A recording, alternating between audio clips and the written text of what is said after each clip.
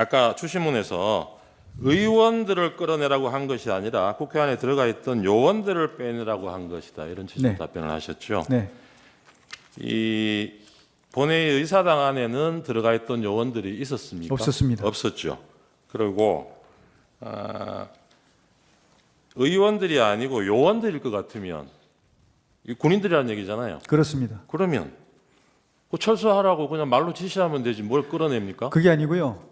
지금 이제 우리 군병력들 요원들하고 국회 있는 직원들하고 이렇게 지금 밀고 당기고 하면서 굉장히 혼잡한 상황이 있어가지고 제가 그 상황을 보고받는 순간 야 이거 잘못하다가 알겠습니다. 압사 사고가 나겠다. 네네. 그래서 이렇게 되면 국민의 피해도 생기지만 우리 장병들도 피해가 생기니까 네. 일단 빼라. 예, 그래야만 알겠습니다.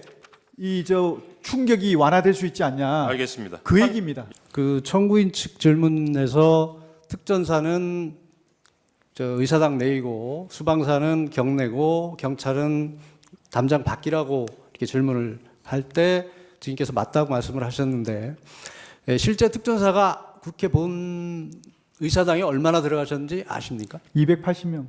본관에 다 들어갔습니까? 280명이 질서 유지를 위해서 활동을 했습니다.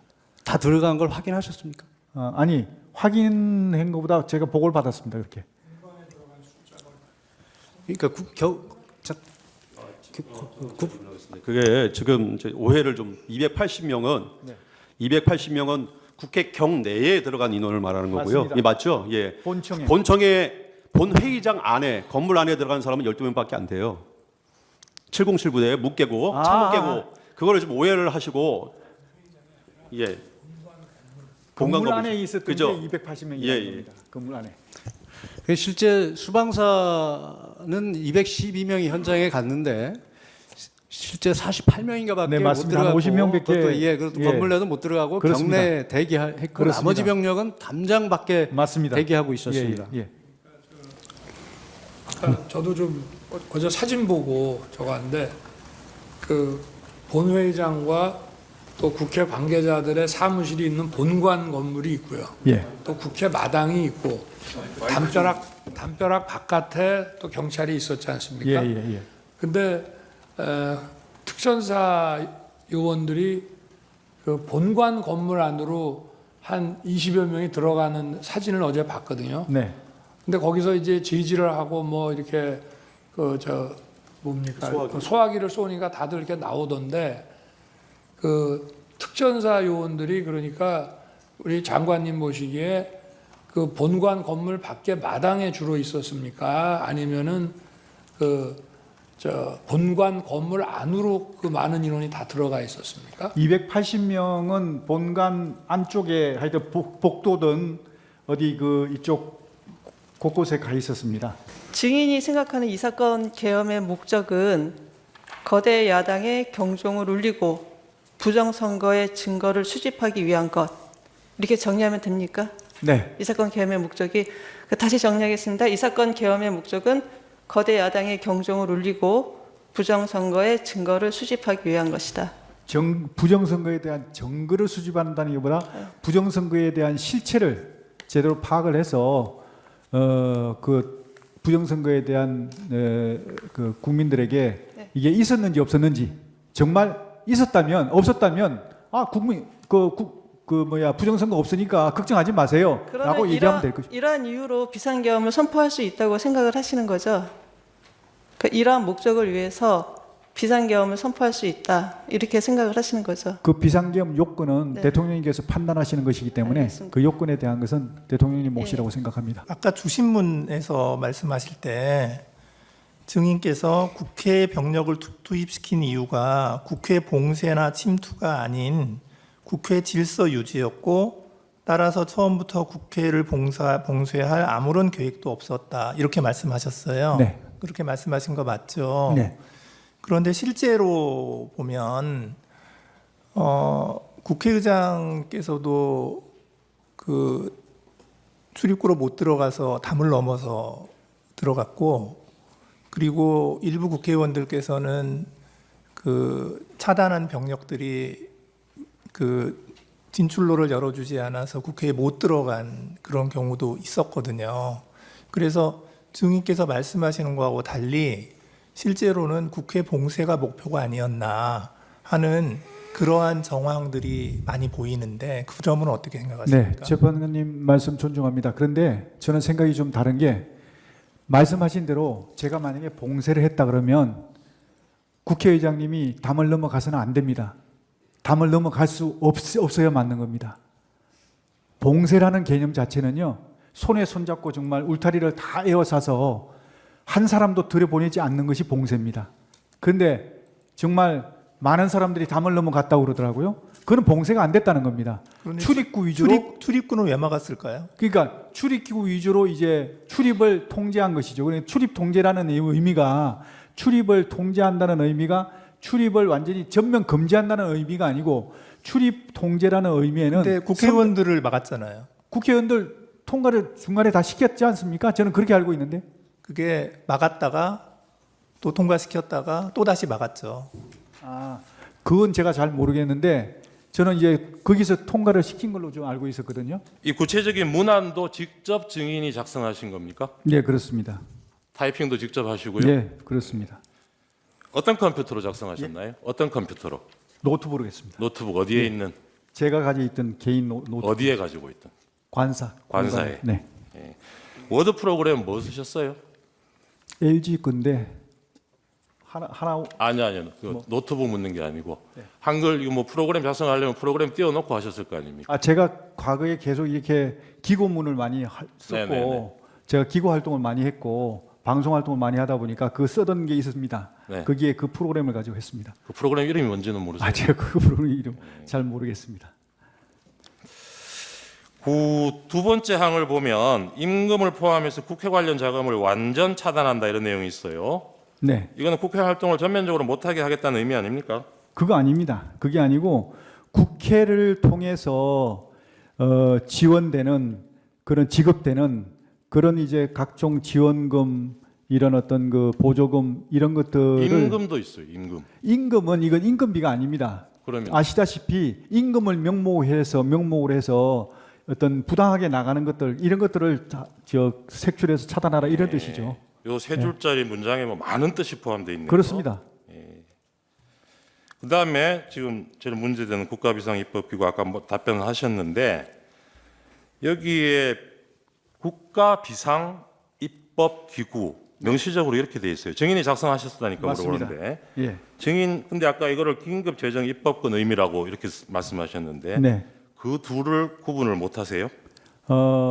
제가 이걸 넣은 배경은 아까도 잠깐 말씀드렸지만 대통령께서 평상시에 그런 어떤 그 아쉬움을 많이 표현을 하셨습니다.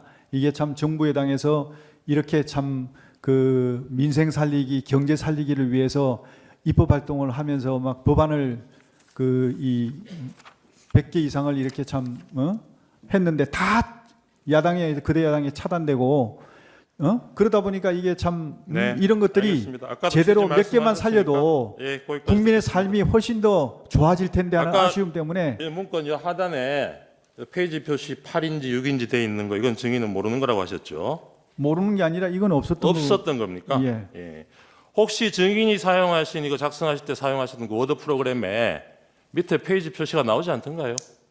한 장씩 했기 때문에 예. 폐지는 폐지 안 넣습니다. 한 장씩이라고 하면 다른 건 또 뭐가 있었나요?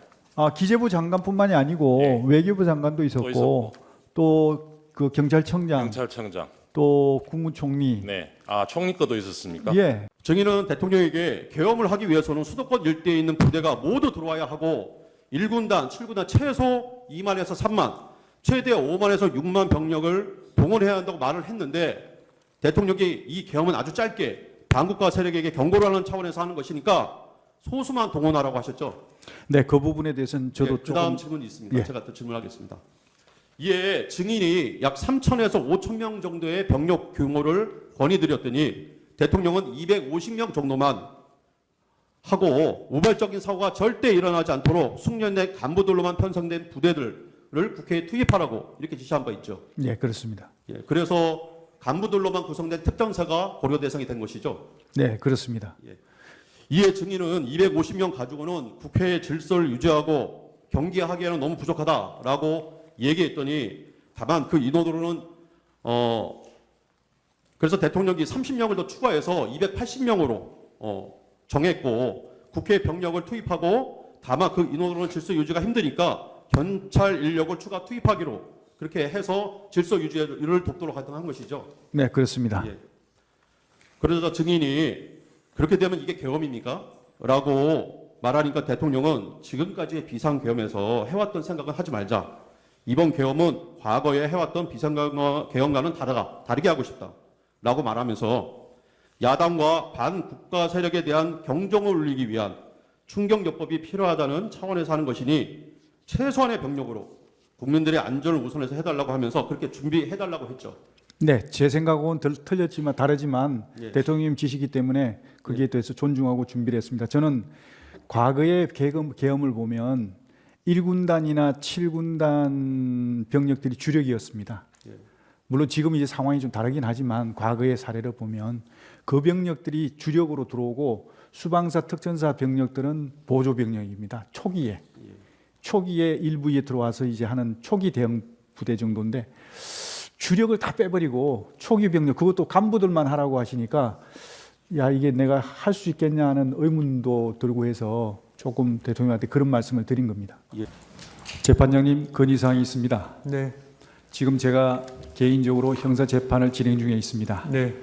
지금 이제 그 반론 질문을 임하게 되면 네. 사실이 왜곡될 가능성이 매우 높습니다. 네. 따라서 전 정인 신문을 거부하고 싶습니다. 근데 본인이 진술한 거는 해야 되지 않겠습니까? 네, 본인이 주신문에 답변한 거는 답변을 해야 이게 맞을 거 아니에요. 주신문에 제가 답변을 드리는 건 사실은 정원 거부를 하지 않은 것은 대통령께서 비상계엄이라는 자체가 대통령님의 헌법에 보장된 고유 권한이라 그런 차원에서 제가 정언을 드리는 것이 마땅하다라고 생각이기 때문에 거부권을 제가 포기한 것이고요. 이거는 반대 신문은 자칫 제가 사실이 왜곡될 우려가 크기 때문에 그거는 뭐 본인이 하겠다면 할 수 없는데 네, 그럴 경우에 일반적으로 판사들은 그 정인의 신빙성에 대해서 네, 낮게 평가합니다. 그건 알아서 하십시오. 제가 뭐 정인을 강요할 권한은 없죠. 네. 죄송하지만 뭐 그렇다 하더라도 정언은 거부하겠습니다. 그러면 지금 피청구인 측에서 지금 추가로 신문할 사항도 있는데 그건 어떻게 하시겠습니까? 어디? 지금 다 못하셨거든요. 예, 그거는 피청구인이 하는 거는 하겠습니다. 잠시 휴정하겠습니다. 저희 재판부 평의 결과는 이렇습니다. 분명히 정언 거부권을 가지고 있고요. 그 다음에 청구인 측에게도 신문 권한이 있습니다. 그래서 신문권을 행사하시고 정인은 그에 대해서 듣고 거부권을 행사하시면 된다. 이게 저희 공식적인 입장입니다. 나머지는 정인이 판단하십시오. 이해되셨죠? 정확하게.